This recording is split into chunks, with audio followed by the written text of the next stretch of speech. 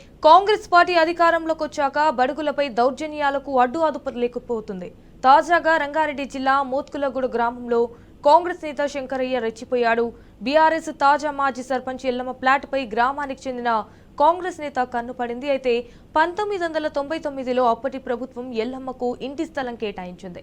అయితే ఆ స్థలాన్ని కబ్జా చేసినందుకు సదరు కాంగ్రెస్ నేత ప్రయత్నిస్తున్నాడు. మాజీ సర్పంచ్ ఎల్లమ్మతో పాటు ఎల్లమ్మ కుమారులను కాంగ్రెస్ నేత కులం పేరుతో దూషించి ప్లాట్ వదిలిపెట్టాలని లేకుంటే మీ అంతు చూస్తామని బెదిరిస్తున్నాడు. ఈ మేరకు మాజీ సర్పంచ్ కుమారుడు నరసింహ పోలీసులు అలాగే ఎస్సీ కమిషన్ కు ఫిర్యాదు చేశాడు. అధికారులు స్పందించి తమకు న్యాయం చేయాలని కోరుతున్నారు.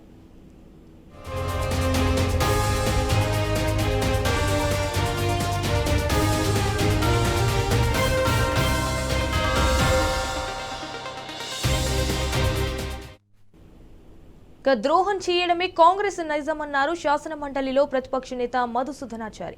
బీసీలకు 42% రిజర్వేషన్ల అమలుపై కాంగ్రెస్ సర్కారుకు చిత్తశుద్ధి లేదని విమర్శించారు. రిజర్వేషన్ల అమలు తర్వాతనే స్థానిక సంస్థల ఎన్నికలు నిర్వహించాలని మధుసూదనాచారి డిమాండ్ చేశారు. బీసీలకు రిజర్వేషన్ల పేరుతో బీజేపీ కాంగ్రెస్లు మోసం చేస్తున్నాయని అన్నారు. అయితే ఇటు బీసీలకు రిజర్వేషన్లు పెంచాలని రేవంత్ కేంద్రంపై ఎందుకు ఒత్తిడి లేదని ప్రశ్నించారు. ఎన్నికల్లో బీసీలకు కాంగ్రెస్ పార్టీ ఇచ్చినటువంటి హామీ 42% అమలు చేసి మాత్రమే ఎలక్షన్లు జరిపించాలని మేము డిమాండ్ చేస్తూ ఉన్నాం. ఎందుకు ఈ మాట అనాల్సి వస్తుంది అనంటే ఈ ప్రభుత్వం మాట ఇవ్వడం, మడిమ తిప్పడం, ద్రోహం చేయడం అనేదే లక్ష్యంగా పెట్టుకొని పనిచేస్తున్నటువంటి ప్రభుత్వం. కాబట్టి రేవంత్ రెడ్డి గారికి మాట మార్చడం, మార్చడం, ద్రోహం చేయడం అనేది వెన్నతో పెట్టిన విద్య కాబట్టి మాట అంటా ఉన్నాం. మరి బడ్జెట్ సమావేశాలు అయిపోయిన తర్వాత 3 మాసాల పైన కాలం గడిచింది. ఈ 3 మాసాల కాలంలో ముఖ్యమంత్రి గారు ఒక 10 సార్లైనా ఢిల్లీకి పోయిండు. ఆయన పోయిన సందర్భాలన్నీ కూడా మీకు తెలుసు. మంత్రివర్గ విస్తరణ కోసం పోయిండు, శాఖల కేటాయింపు కోసం పోయిండు, తన పార్టీ సమావేశాల కోసం పోయిండు, తన పార్టీ కార్యవర్గ కూర్పు కోసం పోయిండు, కొన్నిసార్లు ఆ కప్పం చెల్లించేటువంటి పనుల కోసం కూడా పోయిండు. మరి ఇన్ని పనుల కోసం ఇన్నిసార్లు ఢిల్లీకి పోయినటువంటి ముఖ్యమంత్రి గారు చట్టసభలకు మీరు ఇచ్చినటువంటి హామీ, చట్టసభల ద్వారా రాష్ట్ర ప్రజానీకానికి మీరు ఎటువంటి నమ్మకాన్ని, హామీని ఇచ్చిళ్ళు, దాన్ని ఏ విధంగా వమ్ము చేసిళ్ళు, ఈ పరంపరను గమనిస్తే వీళ్ళకి ఏమాత్రం చిత్తశుద్ధి లేదు. ద్రోహం చేయడమే నైజం. ఎన్నిసార్లైనా నమ్మిస్తాం, బీసీలను మోసం చేస్తామనేటువంటి విధానం కాంగ్రెస్ పార్టీ చరిత్ర మొత్తం అదే రకంగా ఉన్నదనేటువంటి విషయాన్ని మనవి చేస్తూ ఉన్నాం. ప్రవేశపెట్టినటువంటి పత్రం ఉంది. ఒక్కొక్క సంవత్సరం అంటే వాళ్ళు ఈ 10-11 సంవత్సరాల సుదీర్ఘ పాలనలో వాళ్ళు పెట్టినటువంటి బడ్జెట్లలో 2014-15లో 16,63,000 కోట్ల బడ్జెట్, 2015-16లో 17,77,000 బడ్జెట్, 2025-26లో 50 లక్షల కోట్ల బడ్జెట్ కేటాయింపులు 16,63,000 కోట్లతో 2014-15లో ప్రారంభమైనటువంటి వారి ఈ దఫా ప్రస్థానం ఈరోజు 2025-26కు వచ్చే వరకు 50 లక్షల కోట్లకు పోయింది. మరి బీసీల పట్ల వీళ్ళ కేటాయింపులు చూస్తే మొన్న పెట్టినటువంటి బడ్జెట్లో 2-3 వేల కోట్లు. అంటే ఎంత దుర్మార్గం, ఎంత అమానుషం.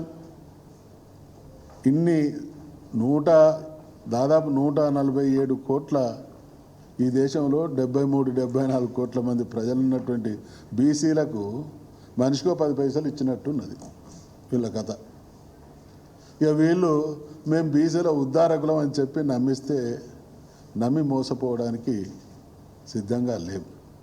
అంటే వెరసి అది కాంగ్రెస్ ప్రభుత్వం అయినా బీజేపీ ప్రభుత్వం అయినా బీసీల జీవితాల్లో మార్పు రాకూడదు, శాశ్వతంగా వాళ్ళు అదే స్థితిలో ఉండాలి.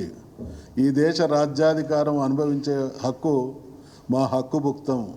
ఈ దేశ సంపదను మేము నిస్సిగ్గుగా దోచుకున్న మమ్మల్ని ప్రశ్నించకూడదు అనేటువంటి దుర్మార్గంతో అటు కాంగ్రెస్ ఇటు బీజేపీ ప్రభుత్వాలు కొనసాగుతున్నాయి. కాబట్టి మరొక్కసారి రేవంత్ రెడ్డి గారిని హెచ్చరిస్తూ ఉన్నాం.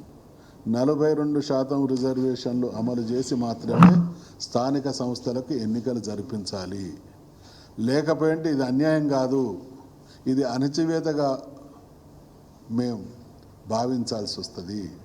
తెలంగాణ ప్రజలు అన్యాయాన్ని భరిస్తారు కానీ అవమానాన్ని, అణచివేతను సహించరు అనేటువంటి విషయం కేసీఆర్ గారి నాయకత్వాన తెలంగాణ రాష్ట్ర సాధనోద్యమం నిరూపించింది. ఇక ఎన్నికల ముందు కాంగ్రెస్ ప్రజలకు ఇచ్చిన కామారెడ్డి డిక్లరేషన్ ను అమలు చేయాల్సిందేనన్నారు రాజ్యసభలో BRS deputy floor leader Vaddiraju Ravichandra. 42% రిజర్వేషన్లను అమలు చేయకుండా బీసీలను మోసం చేయాలని చూస్తే ఊరుకునేది లేదని స్పష్టం చేశారు. ఇటు బీసీలకు బీఆర్ఎస్ పార్టీ అనేక అవకాశాలు ఇచ్చిందని వద్దిరాజు గుర్తు చేశారు. అయితే మంత్రివర్గంలో బీసీలకు సమన్యాయం కల్పించాలని డిమాండ్ చేశారు.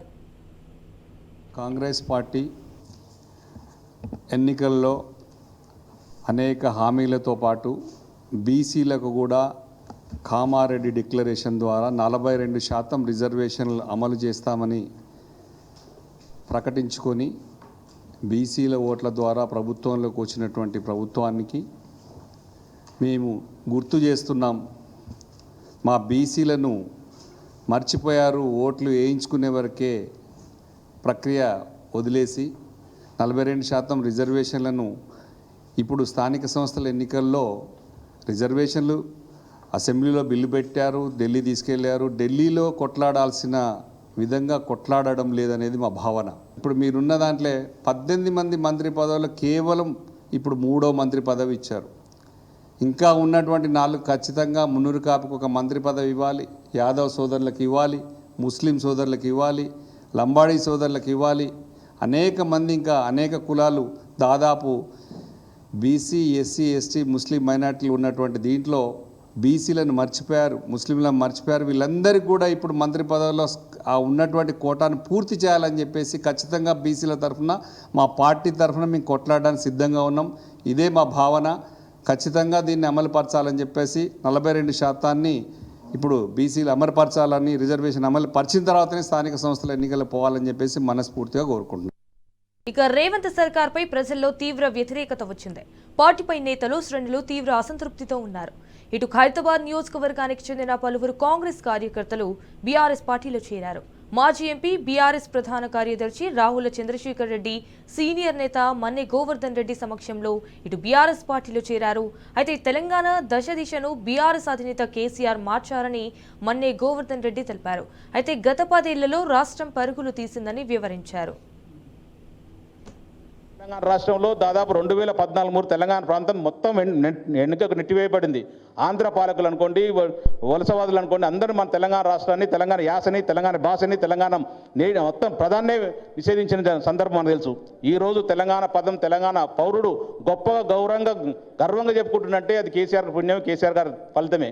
తెలంగాణ రాష్ట్రం వచ్చిన తర్వాత 2014 బిఫోర్ ఎట్లుండి 2014 తర్వాత బీఆర్ఎస్ పార్టీ అధికారంకి వచ్చిన తర్వాత గౌరవ కేసీఆర్ గారు ముఖ్యమంత్రి, తొలి ముఖ్యమంత్రి అయిన తర్వాత 2014 బిఫోర్ ఉండే తెలంగాణ పదాన్ని ఎట్లయితే నిషేధించారో ఆ తెలంగాణని దేశంలోనే 25 రాష్ట్రాలు నెంబర్ 1 రాష్ట్రంగా తీర్చిదిద్దిన ఘనత కేసీఆర్ గారు దక్కుతుంది.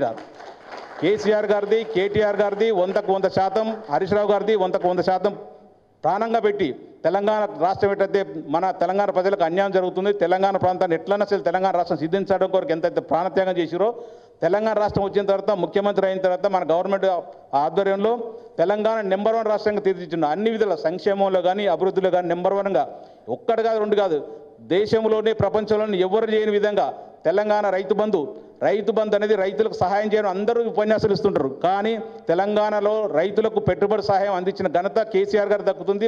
రేవంత్ రెడ్డి గారు వచ్చి ఉన్నాయి కేసీఆర్ గారు, కేటీఆర్ గారు, హరీష్ రావు గారు చేసిన సంక్షేమ పథకాలన్నీ పక్కన పెట్టి మూలకు పెట్టేసి ఏమి చేయలేని దద్దమ్మ ముఖ్యమంత్రి అయినంటే రేవంత్ రెడ్డి గారు ఈరోజు. కనీసం రన్నింగ్ ఆన్గోయింగ్ సంక్షేమ స్కీములు కూడా, సోషల్ వెల్ఫేర్ స్కీములు కూడా, డెవలప్మెంట్ కూడా చేయలేని దద్దమ్మ ముఖ్యమంత్రి రేవంత్ రెడ్డి గారు. అట్లాంటి రేవంత్ రెడ్డి గారు మన యువ వికాసం అని చెప్పి ఉన్న కొత్త స్కీమ్ పెట్టిండు. యువ వికాసం మన ఉండే రాజీవ్ యువ వికాసం, రాజీవ్ యువ వికాసంలో కూడా మనకు చేయలేని పరిస్థితి. మళ్ళీ దాన్ని పోస్ట్ పోన్ చేసిండు. అన్ని పోస్ట్ పోన్లే, అసలు ఒక్కటి కూడా ఇంప్లిమెంట్ చేయడు. అలాగే నిరుద్యోగ వృత్తి, ఉద్యోగాలు ఇవ్వలేను. ఇప్పుడు మనం ఏం చెప్తున్నాం, ఉద్యోగాలు ఇస్తుంటే వద్దని చెప్తున్నాడు, నోటిఫైలు ఇస్తే వద్దని చెప్తుంది కదా. నిరుద్యోగ వృత్తి ఇస్తున్నాడు. ఎవరికన్నా నిరుద్యోగ వృత్తి వస్తుందా? అసలు దాని ఊసుందా? దాని ఏమీ లేదు. అసలు ఒక్కటి కూడా ఒకటి చేయట్లేదు.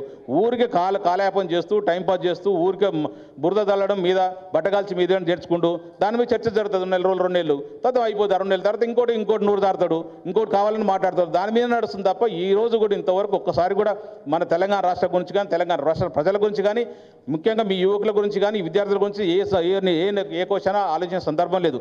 అందరి క్షేమం కోరుకోవట్లేదు ఆయన. ఓన్లీ ఆయన కుటుంబ పాలన క్షేమం కోరుకుంటుండు.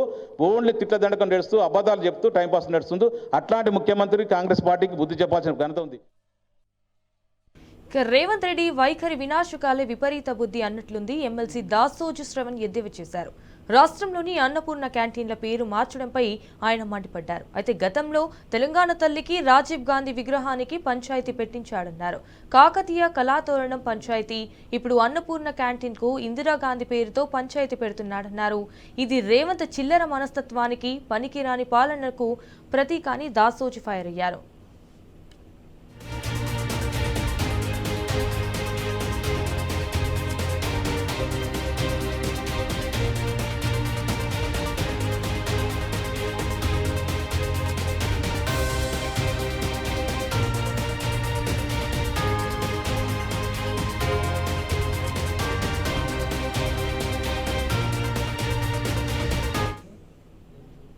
రాష్ట్రంలో రేవంత్ రెడ్డిది రాక్షస పాలనే అని అనేక సంఘటనలు రుజువు చేస్తున్నాయి. సోషల్ మీడియాలో పోస్టులు చేస్తే అక్రమంగా అరెస్టు చేస్తున్నారు పోలీసులు. తాజాగా సోషల్ మీడియాలో పోస్టులు పెట్టినందుకు నల్లగొండ జిల్లా నకరేకల్ మండలం మంగళపల్లి గ్రామానికి చెందిన బీఆర్ఎస్ కార్యకర్త కందికంటి నాగేంద్రబాబును అరెస్టు చేశారు. అయితే నాగేంద్రబాబును అక్రమంగా అరెస్టు చేశారంటూ బీఆర్ఎస్ కార్యకర్తలు పోలీస్ స్టేషన్ ముందు నిరసన తెలిపారు. తమ కార్యకర్తను విడుదల చేయాలని బీఆర్ఎస్ నేతలు చేరుకు సుధాకర్, చిరుమర్తి లింగయ్యను డిమాండ్ చేశారు. చట్టానికి విరుద్ధంగా బీఆర్ఎస్ కార్యకర్తలపై కేసులు పెడితే ఊరుకునేది లేదని చిరుమర్తి లింగయ్య హెచ్చరించారు. మూల్యం చెల్లిస్తారు ప్రజలు. రేపు అధికారం వచ్చే రోజు కూడా ఇదే పరిస్థితి మీరు ఎదుర్కోవాల్సి వస్తుంది. ఇది మంచి సాంప్రదాయం కాదు. న్యాయ వ్యవస్థను కాపాడండి, ప్రజాస్వామ్యం ల్యాండ్ ఆర్డర్ని కాపాడాలి. కానీ చట్టపరంగా చట్టానికి విరుద్ధంగా మీరు మా పిల్లల మీద, మా కార్యకర్తల మీద మీరు కేసులు కట్టుకుంటూ పోతే చూస్తూ ఊరుకోవడానికి సిద్ధంగా లేము. ఇప్పటికి 18 నెలలు అయింది, అయ్యేది లేదు పోయేది లేదు గవర్నమెంట్ తోటి. ఇంతకంటే ఎక్కువ కట్టుకుంటారు, కేసులు కట్టుకుంటాం. కానీ మేము కూడా ప్రజాక్షేత్రం మీ బట్టలు ఉడిపే కార్యక్రమం చేస్తాం. మీ డిపార్ట్మెంట్ని గౌరవిస్తున్నాం. మీరు దిగజారు చేస్తే మేము కూడా మీ రకంగా చేయాలని కూడా మేము ఆలోచిస్తాం. ఎందుకంటే ప్రజాస్వామ్యంలో మాకున్న పద్ధతిలో న్యాయ వ్యవస్థతో ద్వారా ఏ రకంగా ముందుకు పోతాం. కానీ అతిమీరి మీరు పనిచేయడం అనేది మంచిది కాదు. ఇప్పటికైనా మీరు పద్ధతి మార్చుకోవాలని చెప్పి రాజశేఖర్ గారి సిఐ గారికి విజ్ఞప్తి చేస్తూ, అదేవిధంగా ఈ నాగబాబుని ఎవరైతే బెదిరిస్తుండో ఆ బెదిరించినది కూడా పిటిషన్ ఇచ్చిన అతను మీ ఏమంటే మరి చట్టపరంగా చర్యలు తీసుకోవాలి. ఊళ్ళేపోతే కాల్చి తిరగొడుతూ సంస్థ చేస్తానని బెదిరిస్తుండు. మరి ఆ రికార్డు ఇప్పుడు సిఐ గారికి వినిపించినాం. మరి దాని మీద ఏ పార్టీ చర్యలు తీసుకుంటారో మీరందరూ మీడియా వాళ్ళు కూడా చూసారు. దాని మీద చర్య తీసుకోకుంటే ఫర్దర్గా మళ్ళీ పార్టీ కార్యక్రమం ఇస్తాం. ఖచ్చితంగా ఈ నగరగల్లో పెద్ద ఎత్తున కూడా ఆందోళన కార్యక్రమం చేసే కార్యక్రమం. ఎందుకంటే 1-2 కాదు 18 నెలలు అన్ని పోలీస్ స్టేషన్ ఇదే పరిస్థితి ఉన్నది. మా పార్టీ నాయకులను బయటికి వెళ్ళిచ్చే పరిస్థితి లేదు, స్టేషన్లో వచ్చే పరిస్థితి లేదు. వాళ్ళు చెప్పింది మాకు వేదవాక అయిపోతుంది తప్పితే వేరే లేకుండా అయిపోతుంది. ఇలా పోలీసు రాజ్యం నడుస్తుంది, అటవిక పాలన నడుస్తుంది, రాక్షస పాలన నడుస్తుంది. నకరికల్ నియోజకవర్గంలో ప్రతి చోట కూడా అదే పరిస్థితి. ఇప్పుడైనా కొద్దిగా మరి ప్రజాస్వామ్యం కాపాడే పద్ధతిలో మరి ఖచ్చితంగా చట్టాన్ని గౌరవించి మేము వస్తున్నాం.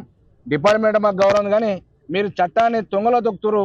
ఎందుకంటే ఆ యూనిఫామ్ వేసుకుని కూడా ప్రయోజనం లేకుండా పోతుంది. ఖచ్చితంగా ఆ గౌరవం కాపాడే పనిలో ఉండండి ఇప్పుడైనా దయచేసి. వరంగల్ ఎంజీఎం ఆసుపత్రిలో ప్రమాదం తప్పింది. సర్జికల్ వార్డులో స్లాబ్ పెచ్చులు ఒక్కసారిగా ఊడిపడ్డాయి. పెచ్చులు ఊడిపడిన సమయంలో అక్కడ ఎవరు లేకపోవడంతో ప్రమాదం తప్పింది. ఇప్పుడే కాదు, గతంలో కూడా ఆసుపత్రి పైకప్పు పెచ్చులు ఊడ్డాయి. అయితే ఎంజీఎం ఆసుపత్రిలో మరమ్మతులు చేయలేదు. పెచ్చులు ఊడిపడుతున్నా ఏం చేస్తున్నారని నిలదీస్తే నిధులు లేవని చెప్పి అధికారులు తప్పించుకుంటున్నారు. ఆసుపత్రిలో మౌలిక వసతుల సదుపాయాలు కల్పించడం లేదు. రోగులు, వారి బంధువులు ప్రాణాలతో చెలగాటమాడుతున్నారు.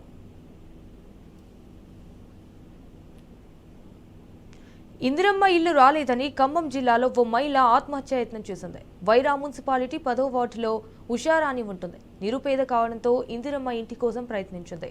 అయితే ఇందిరమ్మ ఇంటి సభ్యుడు మాజీ కౌన్సిలర్ భర్త దూషించాడని వాపోయింది. అయితే తనకు ఇల్లు రాదని భావించి టాబ్లెట్స్ వేసుకుని సూసైడ్ అటెంప్ట్ చేసింది.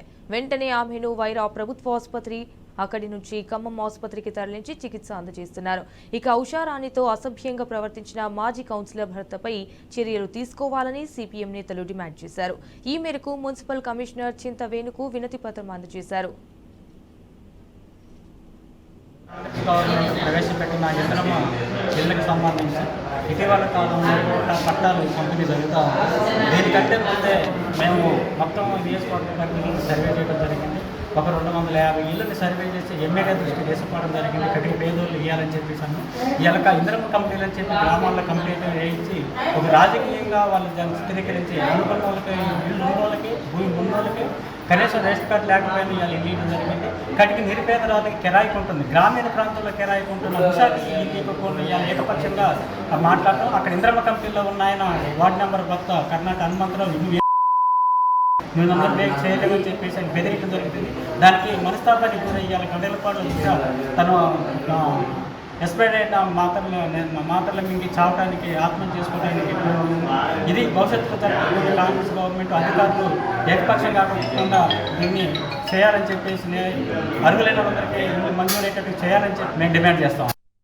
ఇక రాష్ట్ర ప్రభుత్వం విద్యను నిర్లక్ష్యం చేస్తుందని ఆరోపిస్తున్నారు విద్యా పరిరక్షణ కమిటీ సభ్యులు. ప్రభుత్వ పాఠశాలలను పట్టించుకోకుండా ప్రభుత్వ విద్యను విధ్వంసం చేసి కార్పొరేట్ విద్యను ప్రమోట్ చేస్తున్నారని మండిపడుతున్నారు. అయితే ఇటు కాంగ్రెస్ పార్టీ ఎన్నికల్లో చెప్పినట్టు బడ్జెట్లో విద్యకు 15% కేటాయించాలని డిమాండ్ చేస్తున్నారు. ఇటు యంగ్ ఇండియా స్కూళ్ల నిర్మాణం ఆపేసి ప్రభుత్వ పాఠశాలల బలోపేతానికి ప్రభుత్వం చర్యలు చేపట్టాలంటున్న విద్యా పరిరక్షణ కమిటీ సభ్యులతో మా ప్రతినిధి మహేష్ ఫేస్ టు ఫేస్. రక్షణ కమిటీ ఆధ్వర్యంలో ఇందిరా పార్క్ వద్ద ధర్నా నిర్వహిస్తున్నారు. రాష్ట్రంలో ఈసారి బడ్జెట్లో 20% కేటాయించాలంటూ డిమాండ్ చేస్తున్నారు. అంతేకాకుండా కేంద్రం తీసుకొచ్చిన న్యూ ఎడ్యుకేషన్ పాలసీస్ కూడా రద్దు చేయాలి. మరోవైపు ప్రభుత్వ పాఠశాలలను బలోపేతం చేయడానికి రాష్ట్ర ప్రభుత్వం కృషి చేయాలని కూడా ప్రధానంగా ఇందిరా పార్క్ వద్ద ధర్నా నిర్వహిస్తున్నారు. దీనికి సంబంధించి మనతో మాట్లాడేందుకు లక్ష్మీనారాయణ గారు ఉన్నారు. సార్ చెప్పండి సార్, ఈరోజు ఈ విద్యా పరిరక్షణ కమిటీ ధర్నా నిర్వహిస్తుంది, ముఖ్య ఉద్దేశం ఏంటి, ఏం చెప్పబోతున్నారు? ముఖ్య ఉద్దేశం ఏమిటంటే ప్రభుత్వ పాఠశాలలు, కళాశాలలు, ప్రభుత్వ విశ్వవిద్యాలయాలను బలోపేతం చేయాలి. దానికి ప్రధానంగా బడ్జెట్ కేటాయించాలి. ఇప్పుడు ప్రభుత్వ విద్యను ఇంకా విధ్వంసం చేస్తున్నారు. అంతేకాకుండా మన పాఠశాలల్లో 60 మంది విద్యార్థుల కన్నా తక్కువ ఉంటే మేము 2 టీచర్లు ఇస్తాము అని అంటున్నాం. అంటే 2 టీచర్లు అని అంటే 18 సబ్జెక్టులు, 5 తరగతులు వాళ్ళు ఎలాగో చెప్పారని తెలిసి అక్కడ నాణ్యమైన విద్య లేదు కాబట్టి అక్కడ ఉండే తల్లిదండ్రులు అక్కడ విత్డ్రా చేసుకుంటారు. స్టూడెంట్స్ తగ్గుతున్నారు కాబట్టి మళ్ళీ మేము స్కూళ్ళను మూసేస్తామని. అది 15,000 పాఠశాలలు ఇవాళ 60 కన్నా తక్కువ మంది ఉన్నారు. అంటే ఈ 15,000 పాఠశాలను మూసేయటానికి ఇవాళ వాళ్ళ సర్కులర్ పనిచేస్తుంది. ఎందుకంటే 60 కన్నా తక్కువ 2 ఇస్తే అట్లా ఇవాళ కాలేజీల పరిస్థితుల్లో కూడా ఎక్కడ పోయినా కూడా యూనివర్సిటీ నుంచి పాఠశాల వరకు మౌలిక వసతులు లేవు, రిక్రూట్మెంట్ లేదు, ఒక మానిటరింగ్ వ్యవస్థ లేదు, మానిటరింగ్ పోస్టులు నింపట్లేదు. మీకు 33 జిల్లాలంటే కనీసం నీకు 26-28 జిల్లాలలో డీఈఓలు లేరు. ఏం విద్యా వ్యవస్థ నడుస్తుంది? కాబట్టి ఏంటంటే ఒక రకంగా ఇది మూసివేతల పాఠశాలల, కళాశాలల, విశ్వవిద్యాలయాలు కూడా అనవలసి వస్తుంది. మూసివేతల దిశగా విద్యారంగం పోతుంది. కాబట్టి ఈ ధర్నా ఉద్దేశం ఏంటంటే ప్రభుత్వ విద్యను కాపాడుకోవాలి. ఇవాళ ప్రభుత్వ విద్య ఉంటేనే ఇవాళ పేదలకు, దళితులకు, ఆదివాసీలకు విద్య అనేది ఉంటుంది, లేకపోతే వాళ్ళకు విద్య ఉండదు. కాబట్టి ఏంటంటే ఇక్కడ ఉండే అణగారిన వర్గాలకు విద్య రావాలంటే ప్రభుత్వ విద్య పరిరక్షించబడాలి, ప్రభుత్వ విద్యను బలోపేతం చేయాలనే ఉద్దేశంతో ఇది చేస్తున్నాం.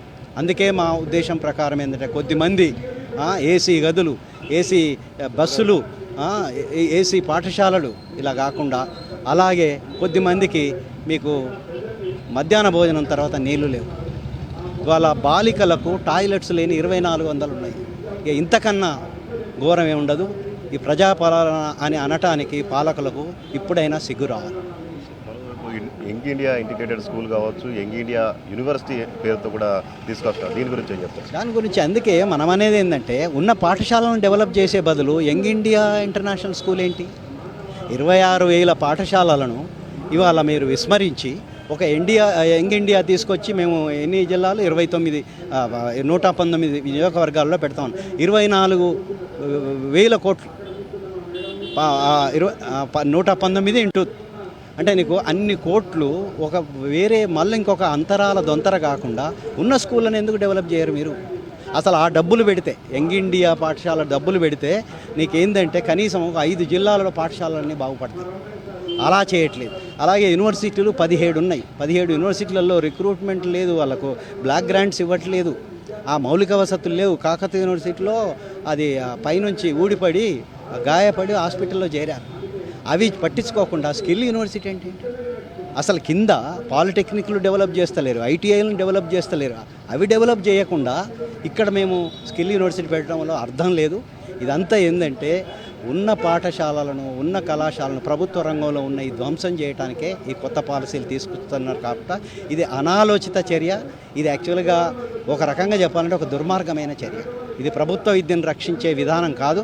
ప్రధానమైన మన ఉద్దేశం ఏంటంటే ప్రభుత్వ విద్యను వ్యతిరేకించే, ప్రభుత్వ విద్యను విధ్వంసం చేసే విధానాలకు వ్యతిరేకంగా ఈ ధర్నా జరుగుతుంది. మరోవైపు బడిబాట నిర్వహించారు, పిల్లలు కూడా చేరలేని పరిస్థితి కనిపిస్తూ ఉంది. అటు పాఠశాల విద్యా ప్రమాణాలకు సంబంధించి ఏం చెప్తారు? అంటే అందుకే అండి బడిబాట ఇప్పుడు వేరే మనం పోయి మీ పిల్లల్ని తోలండి అని అంటాం. వాళ్ళు ఏమడుగుతారు? మీకు మౌలిక వసతులు ఉన్నాయా సార్ అంటారు, మీకు టాయిలెట్స్ ఉన్నాయా సార్ అంటారు. మనం ఏం చెప్తాం? టాయిలెట్స్ లేని పాఠశాలను ఒకే టీచర్ ఉన్న పాఠశాలలు 2,400 ఉన్నాయి. ఒకే గది ఉన్న పాఠశాలలు 3,600 ఉన్నాయి. అంటే ఎవరు తోలుతారు? బడిబాటకు అర్థం లేకుండా పోయింది. జయశంకర్ సార్ పేరును అప్రతిష్ట పాలు చేస్తున్నారు. బడిబాట పెట్టొద్దని కాదు, బడిబాట ఉండాలి. కానీ బడిబాట మనం రమ్మనటానికి అక్కడ అన్ని టీచర్లు ఉన్నారు. ఏం కావాలనో ఫస్ట్ తల్లిదండ్రులను అడగండి. ఎందుకు పంపుతున్నారు ప్రైవేట్ పాఠశాలలకు? అవన్నీ మేము ఇక్కడ ఇస్తామని అనలేరా? ఎందుకంటలేరు? కాబట్టి ఏంటంటే బడిబాట అందుకోసమే అప్పుడప్పుడు కొంచెం పెరుగుతుంది, తగ్గుతుంది. ఇది మొత్తం గత 10 సంవత్సరాల్లో ఇదే జరుగుతుంది. కాబట్టి ఉత్తగ బడిబాట, ఈ మౌలిక వసతులు లేకుండా, మానిటరింగ్ లేకుండా, టీచర్స్ లేకుండా ఎన్ని బడిబాటలు జరిపినా అది మూసివేతలకే దారితీస్తుంది. కాబట్టి మేమనేది ఏంటంటే బడిబాట జరిపే ముందు ఇవన్నీ ముందు ఎండాకాలంలో సప్లై చేయవలసి ఉండే ఇవన్నీ చెయ్యకుండా వాళ్ళు ఒక రకంగా మోసం చేస్తున్నారు. అది విషయం. విద్యాశాఖ కూడా స్వయంగా తన వద్దనే సీఎం ఉంచుకున్నారు. అయినా కానీ విద్యా వ్యవస్థ ఎందుకు బలోపేతంగా ఉండేవారు? ప్రాబ్లం అదే. ఇప్పుడు విద్య అంటే ఒక కన్సర్న్ ఉండాలి. తెలంగాణ విద్య అభివృద్ధి చేయాలనే వాళ్ళకు ఆలోచన లేదు. ఒక రకంగా చెప్పాలంటే మనువాద భావజాలం, నయా మనువాద భావజాలం. అందరు చదువుకుంటే ఎట్లా, చదువుకోకూడదు అని. కాబట్టి ఏంటంటే అందుకే వాళ్ళు ఇంకొక వేళ ఒక మంత్రి పెడితే పెట్టాలి, టైం ఉంటుంది, కొంత మాట్లాడతారు. కానీ మంత్రి ఉన్నా కూడా నీ భావజాలం మారకపోతే ఎట్లా? సో అది ప్రాబ్లం. ఏం డిమాండ్ చేయబోతున్నారు సార్ రాష్ట్ర ప్రభుత్వాన్ని? అంటే మొదలు ఫస్ట్ ఏంటంటే బడ్జెట్లో పెట్టకున్నా కూడా చాలా వరకు మనము ముఖ్యమంత్రి డిస్క్రిప్షన్ చేసి కేటాయించవచ్చు. ఇమీడియట్గా 15% కేటాయించమనండి, బాగు చేయమనండి. ఇప్పటికైనా recruitment, that is the only solution. ప్రభుత్వం కేటాయించిన డబ్బులు అన్నీ మళ్ళీ ప్రభుత్వ విద్య మీదనే ఖర్చు పెట్టాలి. వాళ్ళు మళ్ళీ వేరే దానికి ఖర్చు పెట్టకూడదు. Thank you. ఇది మొత్తంగా చూసినట్టయితే ఇటు బడ్జెట్లో ఖచ్చితంగా 15% కేటాయించాలి. విద్య కేటాయించిన బడ్జెట్ మొత్తం కూడా ఆ విద్యారంగానికే కేటాయించాలని కూడా వీరు చెప్తున్న పరిస్థితి కనిపిస్తుంది. ప్రభుత్వ పాఠశాలలను బలోపేతం చేసేందుకు ఖచ్చితంగా చర్యలు తీసుకోవాలని కూడా విద్యా పరిరక్షణ కమిటీ సభ్యులు చెప్తున్నారు. కెమెరామెన్ మధుతో మహేష్, టీ న్యూస్, హైదరాబాద్. నల్లగొండ జిల్లాలో మంత్రి కోమటిరెడ్డి హవా తగ్గిందా? ఆ జిల్లా ఎమ్మెల్యేలు అందరూ ఆయన్ను లైట్గా తీసుకుంటున్నారా? నల్లగొండ అసెంబ్లీ నియోజకవర్గం తప్పించి ఎక్కడా ఆయన మాట చెల్లుబాటు కావడం లేదా అంటే అవునని అంటున్నాయి పార్టీ వర్గాలు.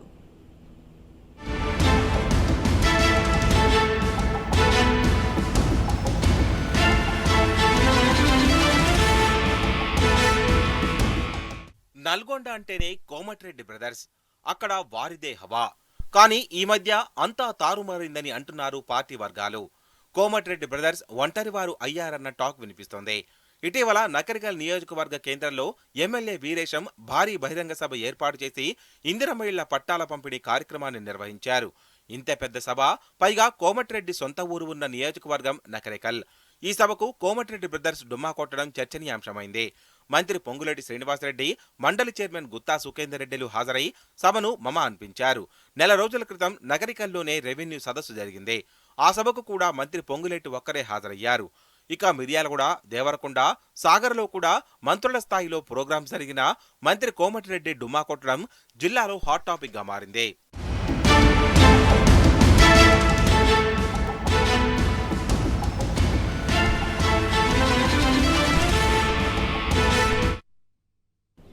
రైట్, ఇవి ఇప్పటివరకు నా బులెటిన్ అప్డేట్స్. చూస్తూనే ఉండండి టీ న్యూస్.